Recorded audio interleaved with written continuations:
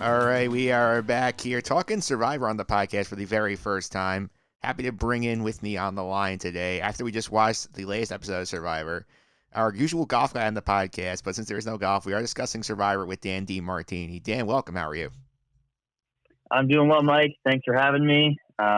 Survivor is basically given my only real competitive juices going these days, so it's been fun to watch, and with not much else on, this is a great thing to come back and talk a little bit of Survivor with you. So thanks for having me. No problem. I don't think we ever talked about the Survivor origin story. You tell me yours first, and I'll give you mine after. Sure. I mean, I was a Survivor guy from day one. Everybody that knows me knows that I was a anthropology major in college. I loved studying the origins of people, places, how cities formed, how people interact with one another. It's one of the things I kind of pride myself on is just could never pull the trigger on doing it, but I've always wanted to be on Survivor. Also love Big Brother, but I think Survivor would have been the show for me had my career gone a different way. But just always fascinated. Take a whole bunch of people from a variety of different backgrounds, put them on a beach, starve them, leave them outdoors. They're dirty, they're angry, they're tired, and see who can survive it all. And, everybody's like, oh, I can't believe you still watch Survivor. Well, they do such a good job of they keep it fresh. They keep it mixed. So I've been hooked. Have I seen all 40 seasons? No, but I've seen at least 35. So I've done a pretty good job of staying with the game. There's things that we've liked. There's things that we haven't. But it started as it's basically the show that I've watched my entire life, really. It's quite incredible how long it's been on the air. And for anybody out there that hasn't watched it in a while, I mean, you just want some good, TV reality drama, turn on Survivor because they do it best. So I would agree with that. I mean, I love this. Like you, I was there season one. I kind of came in the middle of season one. I will admit I did step out in 3. I came back in the middle of 4, watched pretty much straight through since then. I did go back and catch up. So I'm an every episode guy. I've seen all of them, man. I got to say, like, they do a good job keeping it fresh. Last year was a bit tough considering the controversies with the inappropriate touching stuff and like the sexual harassment issues, but like they've rebounded so nicely this season. Yeah, it's definitely been a little difficult. They've faced some adversity there, but I will say that for me, I just think that Survivor as a show and in terms of its legacy, there's really nothing better that's been on TV from a reality standpoint. So we've seen a lot of failed reality shows out there. Survivor is the one that I still think that people should hang in and give it another chance, and especially this season. Because this is Winners at War. These are all the best players from the first 40 seasons. These are the ones that we all know who have had amazing, incredible moments. And so you can jump in. This is the point. So if you're listening to the podcast this week, we'll get you back up to speed. But then starting next week, you can still jump in on this season and see a pretty incredible finish. Yeah, I gotta admit this, like, I was wondering, because obviously this is the 20th anniversary of the show. I was sitting there like, what are they going to do for the 40th season? Like, I know they're probably going to do some sort of big thing with all these players they brought back. And when I heard it was all winners, like, my juices went up to like 11, because this is something that's been talked about in the fandom for years, and they finally are doing it now. And like, they got like so many big names I didn't think they'd get again. And like, they've delivered every episode they've been on the show this year. Yeah, I think it's been fantastic. If I had to give a grade to this season, I'd probably give it like a B+, A-. The only reason why I wouldn't give it the full A+ area is just that there are a lot of complicating factors that are new. It's not just purely putting people on the island anymore. So for the casual Survivor fan who knows the concept around the game, you got to make fire, you got to find your own food, you compete in immunity challenges. There are additional elements that Survivor, you can even tell when Jeff Probst, the host, when he is engaging with the people and talking about these added elements, edge of extinction, which we'll get into, fire tokens, things like that. he's really excited about it, but you can tell like the essence of Survivor is still there, even though there's these added elements. Sometimes it works, it makes it interesting, but sometimes you're like, man, that's actually a huge advantage. So this person worked really, really hard to build these relationships, and because of this added element in the game now. But then again, if you were ever going to take an opportunity to, make the game the hardest it's ever been, you would do it with the cast of the best from the first 40 seasons, right? I mean, this is the group that you would do it with. And just like you said, Mike, they were able to get the best players, the most memorable players, probably with the exception of Rupert, to come back and participate on this show. There's a couple others that have been amazing over the years, Ozzy, people like that. But this group, a fantastic group of cast. They all are very, very interesting to see them interact, the different ages and backgrounds and experiences and ethnicities and all of that coming together before some of them just got too old or some of them moved on with their lives. So really great timing for CBS and a really cool season so far. What did you think? What would you give it from a letter grade? Like right now, I would give it an A minus. I think the thing that bothers me is the thing that, like you said, it's a little complicated with some things. I'm not a fan of the Edge of Extinction. We saw that tonight where, I mean, we had some. I'm going to put further spoiler warning up here because obviously we're going to spoil the hell out of tonight's episode if you haven't seen it yet.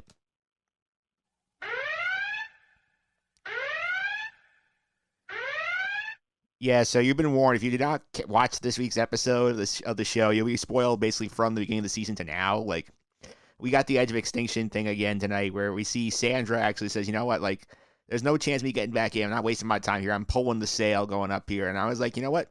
Good for Sandra to quit because, like, she knows she has no shot in winning this physical challenge. Why is she going to sit there for 25 days to sit on the jury? Like, just, you know what? Like, she got voted out. She's done her time. She's won twice. Nobody will ever, like, top that. Somebody might match it this year with somebody, but nobody's topping her. Go out on top. I absolutely loved it because Sandra kind of prides herself on just being a real boss lady, and she went out as a queen for sure. She was just like, "There's no way I'm going to compete with all of you guys that are able to get up these hills and starve and be cold, and why am I going to do that and to bail out?" So it's kind of sad because when you look at somebody like Sandra, she's got so many other wonderful strengths, but the Edge of Extinction really does come down to that physical, strength and will to kind of carry on. So I don't think it's the fairest way to let somebody back in the game. Just purely if you're going to have if you're not going to have a strength requirement to come into the game, it's a little bizarre to me that you don't have some sort of, because Survivor always does a great job. There's strength challenges, there's puzzle challenges, there's stuff that tests your will, your mind, your heart, your brain power. There's a variety of different things, and the Edge of Extinction is very cut and dry. If you want to get back in the game, you got to be able to run, climb, survive, and hustle really. And it just seemed it gets a little bit too much for me, but mainly because I guess we could tell everybody that you and I have a little fantasy competition going on, and most of my team so far is already on Edge of Extinction. So maybe that's why I have a hard time watching it. Yeah, I mean, I'll go into specifics, but to basically recap the game points, Dan had Sandra, who has since gone home, and of the 20 players on the season, I still have 7 in the active game, and Dan has 4. So that tells you how Dan's time's been going with this. However, I do feel very confident that it's more like 4 with an asterisk, because I will likely, one of my top guys will be coming back in the game. I feel very strongly that either Rob or Tyson will be the one to come back from exile. So the only one on Mike's team that I'm a little nervous about would be Natalie. But for the majority of the rest of the people out there, Ethan, Amber, spoilers included here, I'm not that worried about Danny. But I do think that Rob or Tyson will be the one coming back in the game, especially with Rob getting 3 fire tokens in one challenge today. How awesome was that? So Boston Rob, for those of you that remember Survivor and him meeting his wife on the show, him and his wife Amber are on this season. They're both fighting to get back in the game. But really, I do feel confident that I'm still looking at it like 7-5 Yeah. right now.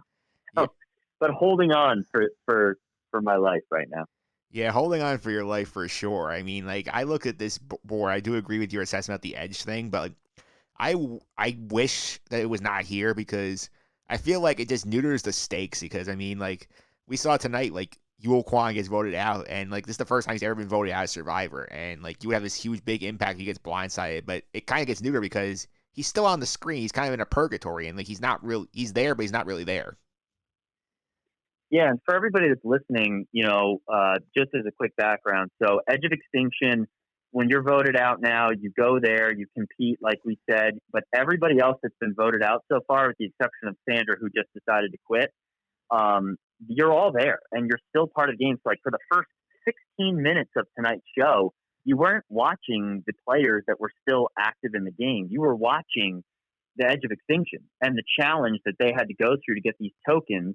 And if you earn enough tokens, we don't know exactly what number it's going to be, but if you get enough tokens, you can buy your way back into the game. I'm sure there's going to be, some sort of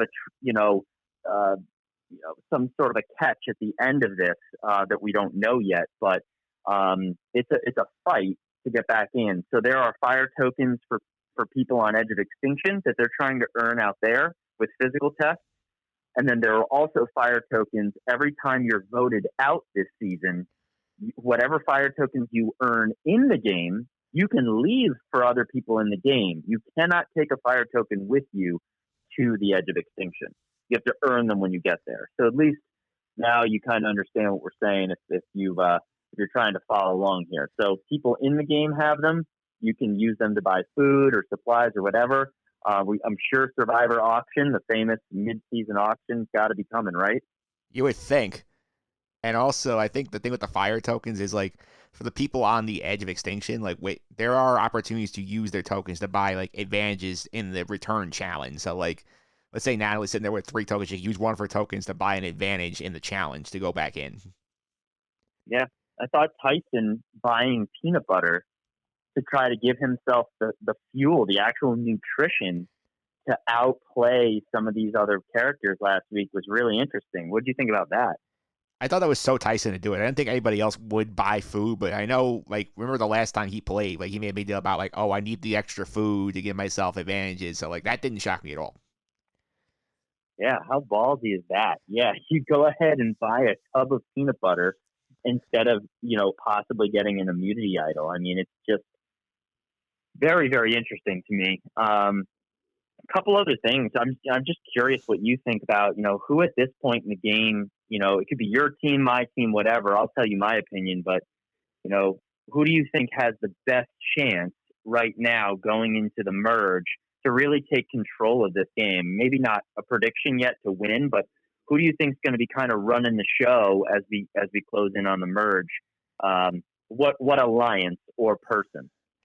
I think honestly, it's very interesting because like these groups are so like the group from the Yara tribe, which I think is Sophie, Sarah, Ben, and Adam, feels like the most fractured of the group.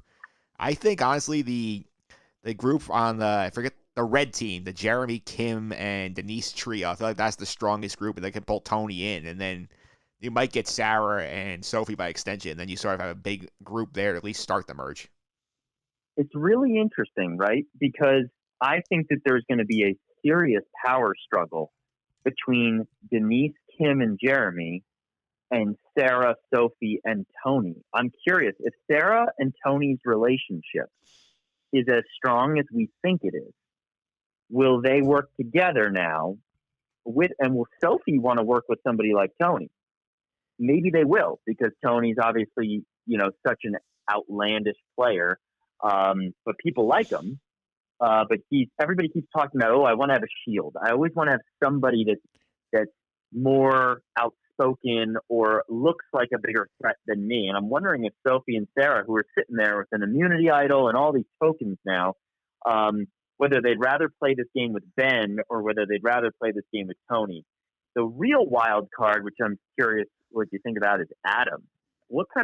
Adam seems to be that guy this game that he could be that crucial swing vote to completely flip the game if he keeps kind of weeding back and forth. It seems like he joins a group, he screws them over, he apologizes like a puppy. He goes to another team, he screws them over, he apologizes, and goes and hides in the corner. And then he finds somebody else, and it seems that he never gets voted out, but he can't really find anybody that he wants to play with, and he can't get past his own ambition right now, and everybody sees right through him. I think, honestly, Adam is destined for 0 vote finalist status. I don't think anybody respects him. I think he's kind of floating around. I think that, I think he'll get dragged to the end. I don't think he'll get any votes at the end. That's my prediction, Adam. Yeah, and it's a real shame because he's going to have to make a serious move in the game, like organize everybody to vote out Denise or something big in order for people to respect him enough to win the game.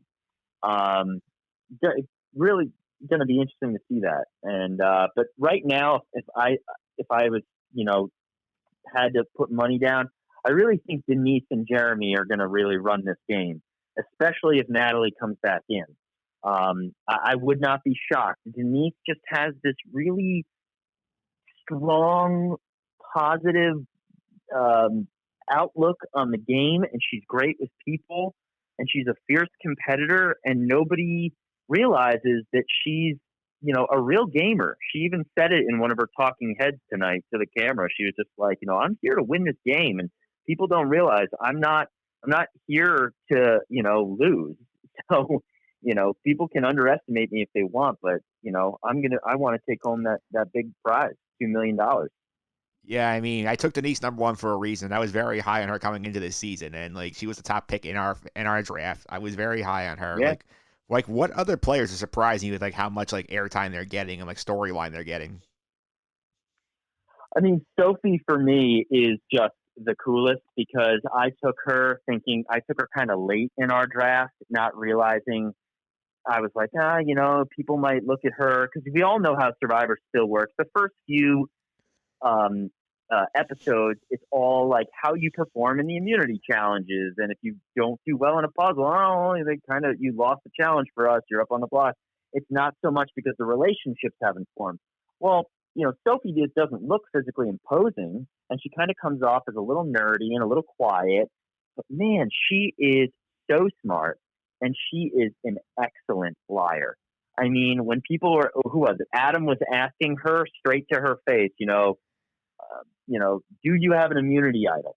Right to her face with other people around. And I was reading her because we all know she has it. The people watching know she's got it. And she gave the most believable, no, absolutely not. I don't have the idol. And Adam didn't even think twice about it. And it's really the game that she is playing. If she wins, I will stand up and just clap because she has been very, very sneaky this season in a good way. Yeah, she's one for sure. It definitely has gotten a lot more airtime than I thought she would initially. The other one is Michelle, because remember back her first season, back in season 32, there was a lot of controversy that she shouldn't have won. They should have given it to Aubrey, the jury, and all that. But she's really played on a mission this year to prove that she actually belongs on this season, belongs in the Winners Club. And I mean, I feel like she's gonna be there a long time. They're giving her so much story attention. I feel like she's gonna be either somebody who is gets just shy of the final or is in there and is winning it. Well, I have to tell you, it's kind of interesting to me, right? So for those that don't know, Michelle and Wendell are on the same tribe right now, and they were dating before they came on to this season. It was a brief time that they were together. They both are previous winners, and it did not end well. And we don't know too much about it, but we do know that you can so tell that Wendell was obviously the one that ended that relationship, and Michelle is still definitely in love with him because he talks over her and doesn't necessarily go to her for a lot of things. He's only using her to stay back in this game, and she 100% took the bait tonight. Didn't you think that after that vote happened, when they voted out Yule? Now, obviously, you vote out Yule. He screwed himself there by trying to make things too complicated and showing that he was way too comfortable. But Wendell didn't deserve to be there. And Michelle had the perfect opportunity. She said, here's my chance to, make Wendell appreciate me and I have all the control here, which means in the past she didn't. And she didn't take it. She decided to keep him. It's like she's given him another chance, but he doesn't really, he had to wait till Jeff Probst prompted him to say that he actually cared about Michelle's well-being in the future. He didn't actually lead with that. He actually had to be reminded to say it. I mean, come on now. She's getting played and she's getting a ton of airtime, but I really hope she realizes that he's out for just himself and she needs to stop trying to find excuses to keep him here, because right now I would say that she's better going with Nick than Wendell. Yeah, I think she will go with Nick in the end. I feel like this is setting up a storyline where she ends up getting her payback at Wendell at some point. I just think right now it's more advantageous to get rid of Yul, who had this whole 60 level plan to try and con Wendell out of fire tokens tonight, and then that's made Michelle and Nick realize wow, Yul was really smart. We can't keep him here. Yeah, they're too old school, right? Because I could see how that strategy, when Yul played whatever it was, 10 years, 12 years ago, whatever it was, I could see how he, people back then would have been like, oh, wow, yeah, that's a really good idea. Like, you go for it. I'm with you because I'm scared to make moves. But you're playing with winners. And they're saying, oh, my God, this guy's calculating like this. And he doesn't really. Then if he's already thinking about the next move and the next move after that, then I can't trust him, because what he's telling me is only part of his plan. And if he's already got these other plans and I don't know about them and I'm not on board with them, how can I trust him past tonight? And so Wendell got lucky. He really, he deserved to go after what happened in the immunity challenge, kind of blowing it and talking trash to the other teams and what was going on. And Yul was obviously playing a smart, calculated game until he let his brain lose it for him by just trying to overthink things. And so the game is funny, right? I mean, it's why we love to watch, because Yul was looking great going into this week. Wasn't even on the radar. And by the end of the episode, he's gone. So it's a lot of fun. It's a lot of fun. And this would be the time to join in if you want to watch. Yeah, obviously Survivor right now, their season is actually complete. They film these in advance. This was actually filmed last year, so you will get a full season, because I know a lot of shows basically right now are shutting down production because of the coronavirus situation, and their season's not going to finish. You will have Survivor through the middle of May, but enjoy it while you can, because obviously with things going on, production on the next seasons has been delayed, so it might be a little bit before we get it back. Yeah, and I'm curious what they'll do with the finale, because usually it's a live finale. I don't know how that's going to work. Especially if it's going on and all of this is not cleared. Just being working for a sports organization like I do, and everybody out in the sports world knows that nobody is ready to give a firm date on when things are going to go back to normal. And clearly, you can't have a full studio audience, with all of this going on. So even shows like Survivor, who do live finales, I mean, that's been a mainstay for the show for 40 seasons, and now we don't know if that's going to happen. So I worry about that. I worry about our other show, Mike, Big Brother. How are you going to put, whatever it is, 15, 20 people in a house and keep them over the whole summer if this lingers into June, July? So they're going to have casting issues. A lot of our shows, you got to enjoy it while you get it. You're right. Yeah, my theory is, I have a theory worked out on a couple of these things. You want to hear it? Go for it. As far as the reunion is concerned, I think they will do it like the old school way, where they will just not have Jeff cutting in with audience members. They'll just run the episode straight through, and then they'll have some sort of like mobile reunion set up where they have Jeff in the studio and they Skype in the 20 players and do a old school reunion that way, where he's just bouncing from person to person, which I think will be fine for this season. I think the Big Brother, I think they will push that back to the fall, because I think they'll be able to jumpstart that quick, and they'll have to fill programming gaps because stuff won't be back on there. Survivor probably won't be ready for the fall, is my hunch. My guess is you're getting season 41 in the spring. I think they got to fill multiple holes in their schedule. I think Big Brother will be there, and maybe Amazing Race 32, which is in the can, will probably be there as well. Yeah, that makes plenty of sense to me. Like even So, if they start Big Brother in August or something like that, they could go August to like October, and then like hopefully by then you have most of your primetime shows ready to start their new seasons.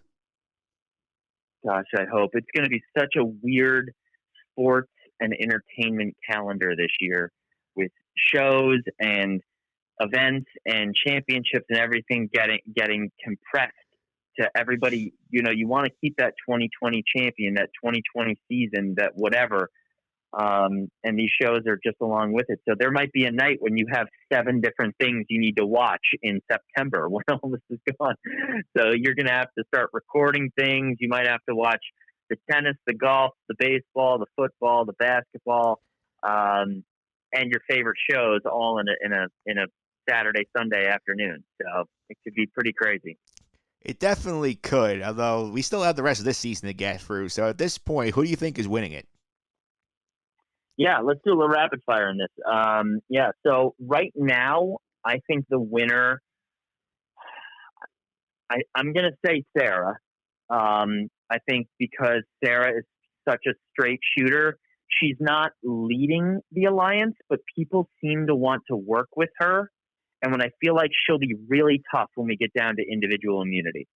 So I feel like other people will turn, and I feel like she's got connections on each of the tribes right now. So she's kind of my first one. I'll kick it to you. Who is your winner, and who do you think your runner-up is? I think honestly, it's like I think Kim Spratt was gonna come out of this like looking pretty good because like people like Wow. she was on the ropes early, and she kind of got lucky that her tribe won enough that she didn't have to go to tribal enough. She's starting to sort of find herself in a position where she's getting more power, but she's not the head of the alliance anymore, and like her threat level is sort of diminishing compared to people like Tony or like Denise now making herself a target because she took out Sandra at Sandra's own idol last week, and like she's kind of like the third in line on sort of her side, and I feel like she can kind of wade through the pool. And we saw her first time; she has a deadly social game, so I would not be shocked if Kim comes out on top again. Hmm. That's interesting. I kind of have Kim as somebody that when it gets down to the numbers, she's going to be that pivotal swing vote. Um, and she's going to choose the wrong side and it's going to come back to her. Like, I see her in like the final 7. Yeah. It'll be interesting. Um, Let me ask you this. When merge does happen, who do you think the first casualty is? The first casualty, that's a good one. I got to think because based on my math, it looks like they're doing it next week according to the preview. So that's going to be basically asking for next week's boot. Okay. So I'm trying to think offhand. I think honestly, I think you might go for like a Wendell here. Just I feel like you're gonna have that group of 4 that was sort of the nucleus on the old that Carl tried, sort of like splinter now because Sophie's gonna see that they turned on Yule. I don't think they're gonna have enough people on their side. I think it's gonna be sort of the new red and new green team up and go after the blue people, and Wendell's the biggest target on that group. True. I think that the casualty of the merge is going to be Ben, just because he's so wish-washy and he's kind of just one of those dumb luck type guys, and I think he's starting to annoy people. And I think that he can turn it on at times and be, productive as part of an alliance, but I think people don't genuinely connect to him. And so I think he's an easy target. Um, so that I feel like there's going to be these 2 factions forming when we get to the merge. It's going to be the Sophie, Sarah, Tony, possibly Adam. I don't know. Nick, Michelle, Wendell. And then I don't know if Nick, Michelle, Wendell are going to go with Denise, Jeremy, Kim, or if there's going to be a fracture there. Like Nick would rather work with Sophie and Sarah and Adam, and Wendell and Michelle go with Denise and Jeremy. So it's going to be really interesting. Ben just, I don't think fits in. I think Sarah and Sophie are bringing Ben along for the ride because he's so outlandish. But I think that if they don't want to take a shot at the other alliance, they would gladly get rid of Ben. So I don't know. I'm thinking Ben is days are numbered. I could actually see that argument because a lot in these recent seasons has sort of been like nobody wants to make the first move, so let's all agree on somebody and just get rid of them. I feel like Ben could be an easy guy to say, you know what? Nobody's super loyal to Ben. Nobody's fighting for Ben. Let's just all get rid of Ben and move ourselves one step closer to the end. Exactly. Like no blood. We're not taking a shot at you yet. We'll see how things work out. But nobody wants to. He's just too reckless. And frankly, watching Adam interact with him, Adam plays a lot the way that I would play. A little, I hate to say it, but kind of find him annoying. So I don't know. So my last one's this for you. I got one more for you. I want to throw your way. Sure. We'll take Ben off the table. Is anybody else drawing dead at this point? You don't think they can win the game? Oh yeah, Wendell. I don't think there's any chance Wendell's winning this game. Nobody's going to want to work with him. I don't think he's good enough in immunity challenges. I don't think he's great enough at puzzles. I don't think he has the will or desire to outlast these guys. And I also think, Tony's in a tough spot because everybody seems so ready to write Tony's name down. Poor Tony, because they all love him. They all like him. If Tony can just stay quiet and just be the funny guy around camp, I don't know, because we know how amazing he is when it comes to individual immunity. The longer he can not, be outlandish Tony, the better for him. So I don't know. I think he's drawn dead, but I don't know. What do you think? I think those two are definitely drawing dead. I will say Adam Klein as well. I think is drawing dead because I feel like once the edit makes you either like villainous or look like a dope, you're not going to win. I think that's the sense I've gotten. I feel like they're getting Adam the Dodo edit at times this year. Yeah, I could see. So I'm gonna go with. Trying to think who's gonna be like my runner-up. I could see somebody like Jeremy being my runner-up. I think Sarah wins, Jeremy runner-up. Is it a hot take? Just purely, yeah. Is it a hot take to say at this point that Jeremy's the only guy in the game who can actually win? Yeah, that's actually pretty good. I'm looking at the rest of the list, and Nick is interesting because he's so socially cool. I feel like there's nothing that when you talk to Nick, he doesn't come off too smart, but he doesn't come off as dumb and unreliable. He's got a very likable trait about him, and this is the anthropologist in me. But like if I'm looking at somebody like Nick, I'm like he is very much a people person. I look at Nick and Denise, very similar.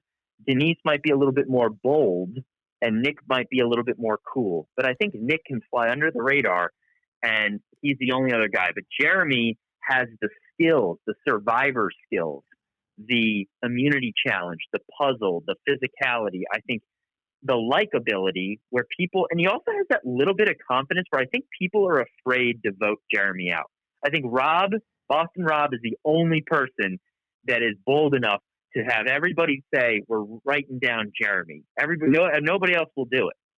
So, I'm looking at the rest of the people in the game. I'm like, who's going to turn on Jeremy? Who's going to say, let's get this powerful player out of the game? And everybody that would do it is sitting on edge of extinction. So, yeah, I think we're looking at a female winner for this season, which I think we're overdue for. We had 5 straight seasons of a guy winning. We haven't had a female winner since Sarah in 34, so we are overdue to have a woman win this year. And these are awesome, awesome players. Every woman that's left, has some sort of really cool background story and drawing on an experience that's guiding them through the game. Michelle is out to prove that she could do more. Sophie is out to prove that she, has that social game. She doesn't need to worry so much about being an outstanding performer. Natalie wants desperately to get back into this game because she is a physical competitor. And, each one of them has something to prove. And I would bet on a woman to win this game right now. Me too. I'm in. Yeah, I would agree. It's going to be a lot of fun down the stretch. Dan, thanks for hopping on. Before I let you go, how do people follow on social media and keep up with some of the stuff you're up to? Sure. So obviously in quarantine right now, we're monitoring everything in the golfing world. I really hope to be back on to talk when the leagues all agree that it's safe for fans and for players and agents and managers and families and staff and volunteers and everybody to come back and work these events. It's a tough time, in the sporting calendar, but we're fighting through it. So just a lot of work there to try to make this the 2020 season for the PGA Tour still a great one. You can find me at DMart207 or out of town fan pod on Twitter. So shameless plug tonight. I'm a huge Colts fan, but they just put out the first episode of With the Next Pick, which is a 5-part series that the Colts social media team does every year, and I love it so much. So if you want to see kind of how the Colts let you behind the scenes on their scouting, their Senior Bowl, their area scouts, what they're looking for in players, unlike any other team, it's kind of like a precursor to Hard Knocks, and it's really, really well done. So if you want to see that, check out With the Next Pick. So that's what I'm kind of grinding on right now. Is very, very cool. We'll be tweeting about that later tonight. Definitely sounds fun. Thanks again. Up next, we will wrap up the podcast. We will wrap up the season of Curb Your Enthusiasm with our Curb Your Enthusiasm correspondent, Martina Puccio, right after this.